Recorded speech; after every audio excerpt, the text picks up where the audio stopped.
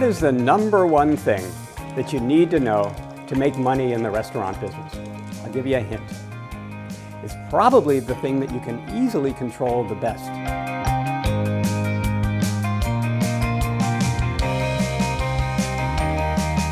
It happens to be food cost and labor cost, or as we know in the industry, it's called prime cost.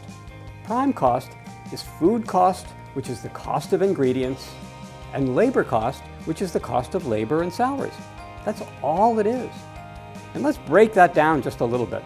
Let's talk about food cost because we've got lots of food here in our lab. And then we're going to talk a little bit about labor cost so we kind of understand how they blend together. Food cost is a percent.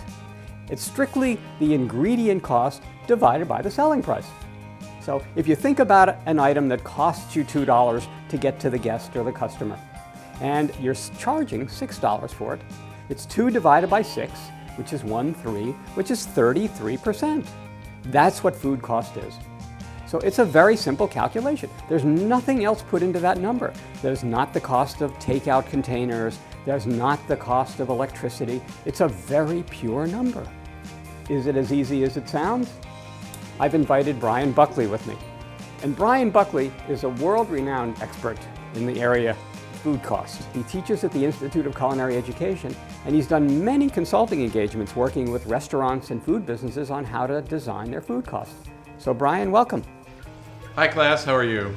To keep things simple, we're going to start with a banana. And why a banana? Because it's a perfect example of how we have to think about food. We have to think of it in two ways. We have to think of it as the amount of food that we purchase and the price that we get to use.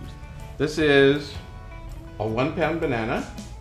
And now, in order to make our banana cream pie, we have to peel it, obviously, because we cannot use the banana peel.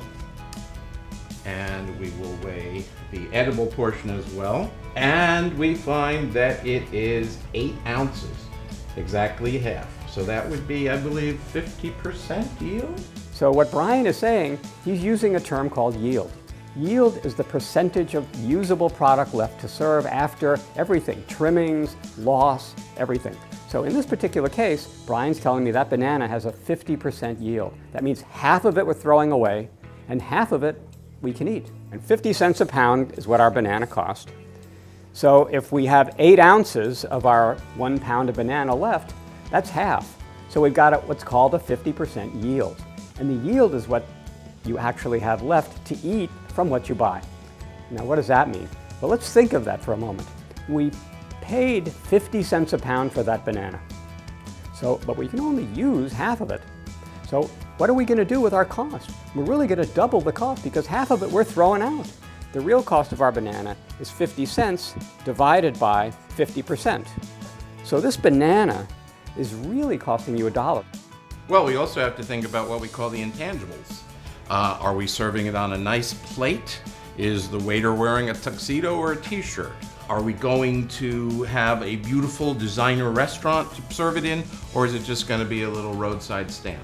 All those intangibles have something to do with the price, but we always have to start with the fundamental, that is, know what it costs me so that I can decide what it costs the customer. But he's saying if this is a white tablecloth restaurant in a very expensive place, then we could probably get more. Even though that hamburger is still costing us the same, we could probably add some selling price on it. But in the real world of restaurants, what do a lot of restaurants do to get their selling price? Well, they make it up, Steve. Frankly, they go around and look at menu A and menu B and menu C, and they sort of find some acceptable price in the middle. I used to do it until I learned better, and it's just the wrong thing to do. A lot of very, very well-known restaurateurs around the United States do exactly that. They don't really have recipes, they don't really understand what the cost of a product is, and they just come up with a selling price based upon throwing darts against the wall and figuring out, here's what the neighbors are doing, this is what I can do. But that's not really the best way of doing it. It's really leaving money on the table. So now we've talked about food costs. Let's talk about labor costs. The labor cost is simply the cost of salaries and wages, plus it would be the cost of all of the other hourly people. And you add all of those up. You add what you're paying on a weekly or monthly basis, depending on when you're calculating it, and you come up with the total cost of labor. But there's one more thing to put in, and it's called benefits. Some of the benefits are the little things that are taken out of your check. The federal government mandated benefits like unemployment comp and workman's comp, etc. Other benefits might be insurance or paid holidays or paid vacations. So there's a whole slew of benefits that still go into that labor number. And we've got to add those in to get our true prime costs. So let's do an example. Our food cost of an example restaurant, let's say our overall food cost is 30%. That means all of our ingredients for all of our restaurant divided by the sales is 30%. And let's come up with our labor cost. And let's say that we take all of our salaries and our wages and we divide those by sales and we come out with 27%. And we have benefits. And of course, all of those wonderful things that we all like, the paid vacations and paid holidays. And benefits is probably, right now in the New York area, it's probably around 20% of payroll, which would come out, if we put it on the same sheet as a percentage of sales, is about 5 to 6% of sales. So if I add these all up, I get 57 and 6 is 63%. That is the prime cost for our mythical restaurant. Now, what does that mean? This is the very important piece of the puzzle that I want everybody to understand. If you want to make money in the food business, your ceiling in most cases is 65%. That way there's adequate room for rent. That way there's adequate room for all of the other expenses that are not contained in these product costs and labor. So if you can do that, if you can get 65% or lower, and lower is even better, 50% would be great. But not a lot of businesses can do that. It's keeping the numbers low. It's getting that number exactly where, because think about it.